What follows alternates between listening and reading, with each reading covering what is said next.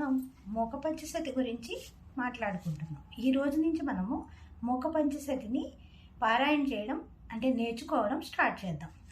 ఈ మూక పంచశతిలో మొదటి శతకం ఆర్య శతకము అని మనం చెప్పుకుందాం.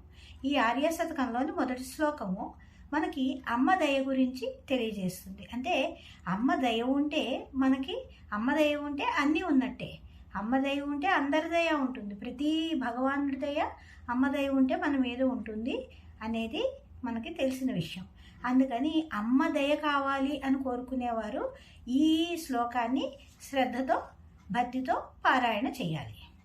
ఇప్పుడు ఈ మూక పంచశతి చదివే వాళ్ళు ఎవరైనా సరే అమ్మవారి మీద భక్తితో తనను తాను పసివానిగా శిశువుగా కామాక్షినేమో తల్లిగా భావించుకుని మిక్కిలి భక్తి శ్రద్ధలతో దీన్ని పారాయణ చేయాలి. ఇది చాలా మహిమగల శతకం. కారణపరచిద్రూప కాంచీపురసీమ్ని కామపీఠగత కాచన విహరతి కరుణా కాశ్మీరస్తబక కోమలాంగలత. కారణ పరచిద్రూప కాంచీపురసీమ్ని కామపీఠగత కాచన విహరతి కరుణా కాశ్మీర స్తబక కోమలాంగలత. అంటే అమ్మవారు కాంచీపురసీమలో కామపీఠంపై నెలకొని ఉన్నది.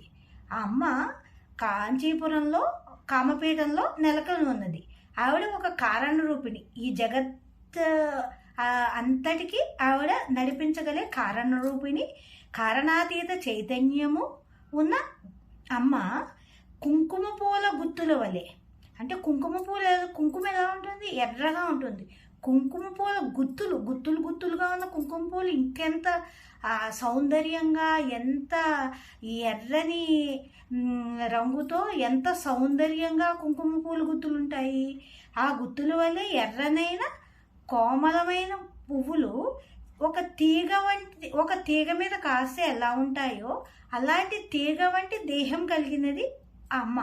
అంటే అంత సుకుమారమైన తీగ వంటి దేహం మీద ఎర్రనైన సుకుమారమైన అందమైన ఒక కుంకుమ పువ్వుల గుత్తులు ఎలా ఉంటాయో అంత సౌందర్యంగా అమ్మ ఉంది. ఆ అమ్మ చాలా దయాస్వరూపిణి. భక్తితో భక్తుడు ఏది కోరుకున్నా ఆ సంపూర్ణ భక్తితో కోరుకుంటే ఆడంబరాలు అవసరం లేదు.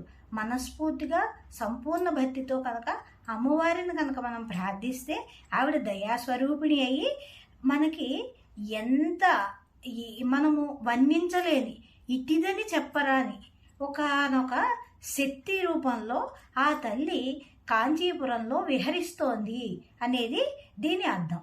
దీనిని మనము ప్రతి పదం విడదీసి చదువుకున్న తర్వాత మనము కలిసి ఒక రాగయుక్తంగా చదువుకోవచ్చు.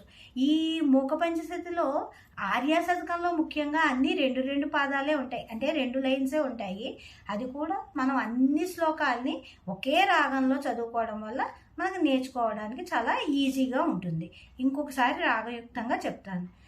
కారణపరచిద్రూప కాంచీపురసీమ్ని కామపీఠగత కాచన విహరతి కరుణా కాశ్మీరస్తబక కోమలాంగలత.